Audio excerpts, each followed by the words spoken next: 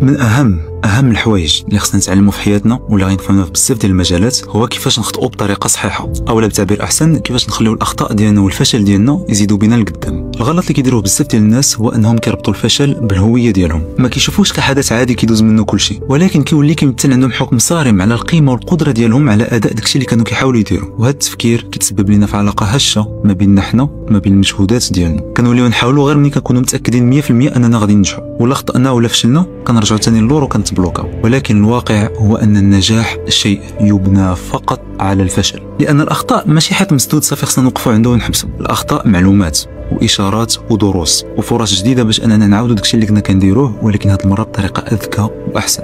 شتي داك الاحساس اللي عندك لداخل كيقول لك انك غتولي شي حاجه كبيره في المستقبل وغادي توصل، ما جاش من عباش، عض فيك ديك رساله ربانيه الله وهبها لك وخلاك تحس بها لداخل باش تكمل وما تنزلش يديك.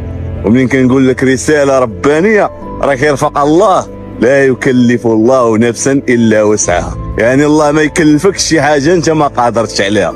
وداك الاحساس انك ما ديرهاش صعيبه عليك وكيجيك الفشل، دوك هو سوي الشيطانيه، خصك تخلص منها. وشنو دير العزيمه وتعزم على الهدف، ولا عزمتي على الهدف فتوكل على الله، ان الله يحب المتوكلين.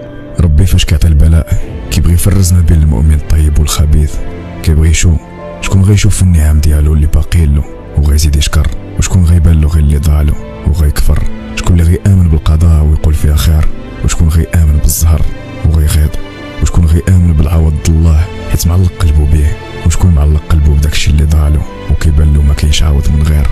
انضبطتي غتلقى راسك فتي ديك الناس اللي كتنافس معاهم، ما انضبطتيش الثمن غيجيك غالي، الوقت اللي غتضيعو غالي، الفلوس اللي غيمشيو لك بدون سبب. يعني انضبط تلقى داكشي اللي باغي. الانسان الا ما تقاتلش وما لقاش صعوبات في المسيره ديالو، الاهداف اللي باغي هو غير جا انسان فنيان بواحد الطريقه ما عمره ما غيوصل شي حاجه اللي كيفتخر بها. ديك المشاكل والصعوبات والعراقيل اللي كنلقاوها في الطريق ديالنا هي نعمه من الله. بنادم راه تعطيه لحمك يقول لك ما عطيتيني والو، تحيد عينك تعطيهم ليه يقول لك ما كنشوفش بهم مزيان. علاش كنقول لك تبقاش تسوق الهضره ديال الناس ودير داكشي اللي بغيتي انت. هضره الناس كنتي زوين كنتي خايب غيهضروا فيك.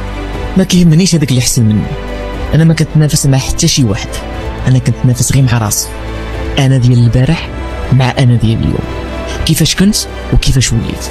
في هاد الحياه شي حوايج ما كيتفهموش كيتعاشوا، داكشي علاش ما تبقاش ديما تسول علاش وكيفاش، مالي انا ماشي هما، حيت ما غتلقاش اجوبه حصريه. انت ما كتطلش على الغيب والحكمه ربي بوحدو عارفه. داكشي علاش تعلم تعيش اللحظه وتعيش الحياه بحلاوتها ومرارتها، وخصك تعرف ان الحياه دايره بحال شي بيانو، نوطه بيضاء ونوطه كحله باش كيكمل الناس دريم. الحرب اللي مهمه واللي صعيبه هي الحرب ضد النفس. الشيء الا ربحتي نفسك، داك الانا السفلى ديالك تغلبتي عليها، راه ما يمكنش ما تحققش الاهداف والاحلام ديالك.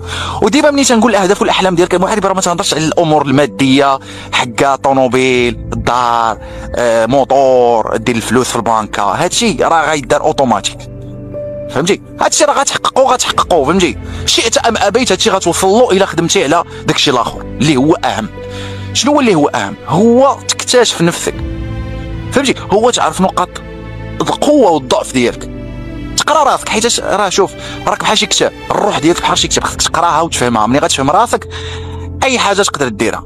راه ما بقاتش في انك تميل وما تطيحش، راه بقات في انك نهار طيح يكون عندك ديك البوتونسيال باش ترجع تنوض عاوتاني.